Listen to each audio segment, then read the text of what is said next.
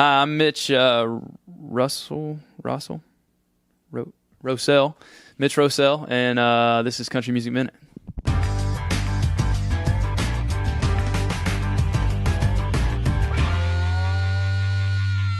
Hi, y'all. Sam Johnson here with Country Music Minute. We are hanging out with singer-songwriter Mitch Rossell. I have been so excited about this interview for a while now, and you know it. I appreciate it. I've been pretty excited too. I'm gonna say that I've been more excited than you have. Okay, so East Tennessee, that's where you're from. How did you end up making your way down to Nashville? I knew I wanted to come to Nashville when I was a sophomore in college. I wanted to finish school. I started, so I wanted to finish, and it literally was 15 days after I got my degree that I moved to Nashville. So didn't waste any time. Yeah. Well, speaking of college, I think I read somewhere that you were skipping class, staying in your dorm room, and learning how to play guitar. No. Not at all. No, not me. No, that must have been somebody else you read. No, yeah, I was guilty of that for sure. I started playing guitar when I went to college. So freshman year, right before freshman year is when I started. So it was a love affair. So I just didn't want to go. I was like, man, I just want to sit here and play guitar and write a song. And first big exam I had was in chemistry, which I'm terrible at that anyways. But I was writing a song. I think it was the first song I ever wrote, and I was so into it, I didn't even hardly study, and I ended up making not a great, awesome grade on that exam. But hey, you know, I don't think it matters anymore. Yeah, and I'm not too tore up about it. So why guitar? My dad always wanted me to play. Growing up, my dad and I were really, really close growing up, and he played a little by ear and just always wanted me to play. He bought me a little guitar at one point, and I just wouldn't pick it up. I was a sports kid. I played everything. I loved, baseball, basketball, whatever, football, everything, golf. And so I was all over the place, couldn't sit down and actually take the time to learn something like that. And he passed when I was younger, and so when I graduated high school, just to honor him. It's the only reason I picked it up. So. Well, I was at your show at Bridgestone Arena here in Nashville, Tennessee, when you were opening up for Garth Brooks. We'll get to that later, fans. And you sang a song that was, I believe it was dedicated to your dad, the song, but it was after you had a son of your own. Can you talk about that a little bit? Yeah, so I've never been able to write a song about my dad, and I guess the reason for me is that it was kind of still too painful, maybe. It's hard for me to access and write about something that's still really almost too close. It's too intimate where it's like I can't really get through it. But when I had my little boy, it just changed my life completely, and it's like that hole that I've had for so many years just got filled up and then more. Writing a song for me is not ever really easy, but it was easy in the sense that I was pulling from a real place, Yeah. So, yeah. I can't imagine, and to be able to put it to words into a song. I mean, I was in tears at Bridgestone. It was beautiful, and if you guys ever get the chance, please go check it out.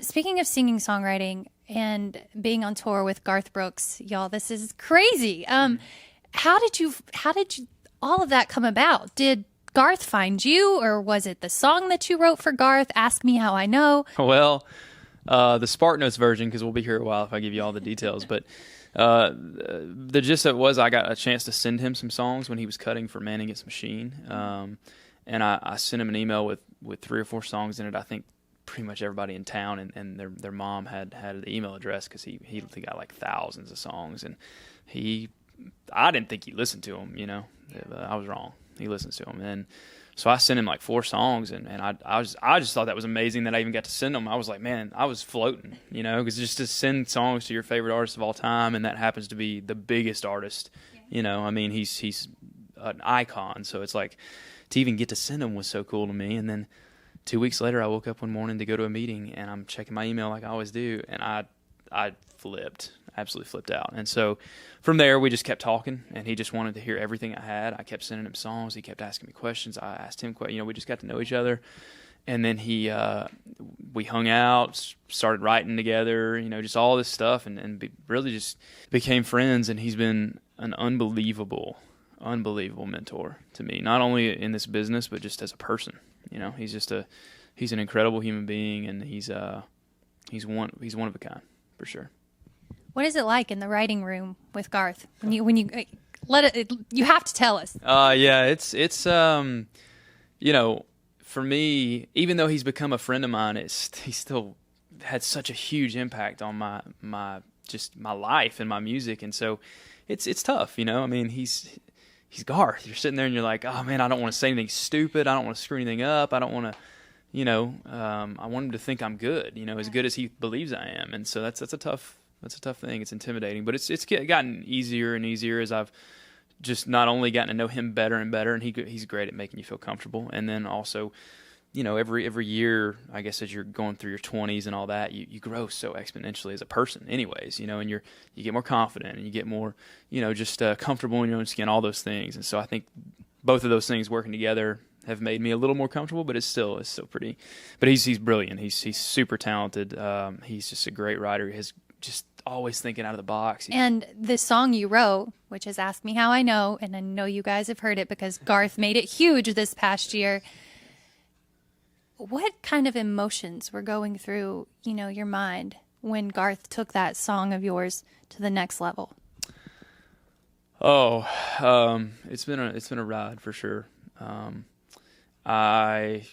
he first told me he was going to cut it, I was ecstatic. But I also, in this town, you have to learn to be very careful about getting ahead of yourself because, things can always change and you never know. That was when he told me he wanted to cut it, it was a year before it actually released. So for a whole year, you never know. Another song could have come along and or maybe he got tired of it or maybe they cut it and it just didn't come together right. You just never know. So once it made the record, I was just absolutely on cloud nine. That was beyond good enough for me. But then when they told me it was for sure the second single, I just remember just feeling so overwhelmed. Okay, what did you go buy?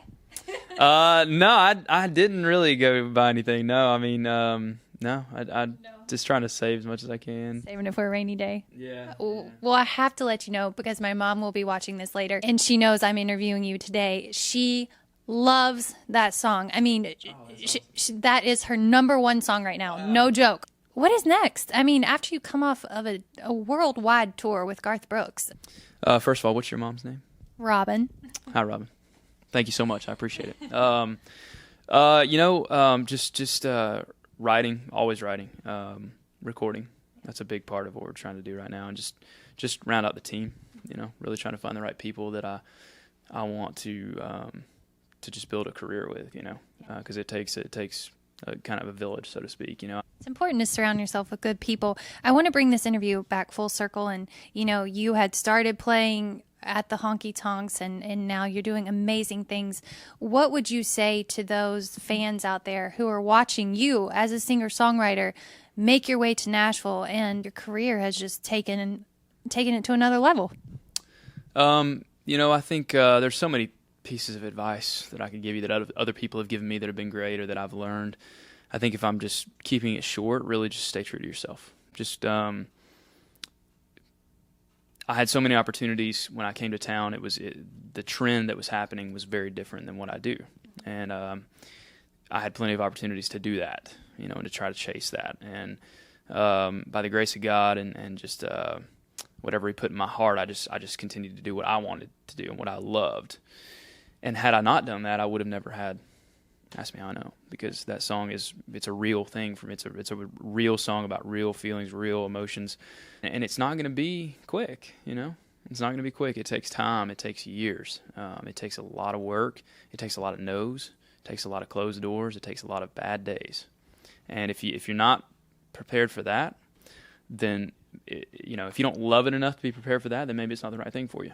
So. You definitely have to have thick skin to be in this business. Yeah, and then you have to have just a lot of just good people too. Good people that encourage you when you have those bad moments. You have to just believe in what you're doing, even when other people may not. That's tough. That's really tough. I love that about you as an artist, singer-songwriter, because it shows in your music, in your writing, in your songs. And like I said, you had us in tears at the Bridgestone Arena. So we are so lucky that Mitch gets to play a song for us today. I'm going to leave that up to him as to what he wants to play. But you guys, Mitch Rossell here, please make sure you go check him out. He is definitely one to have on your radar.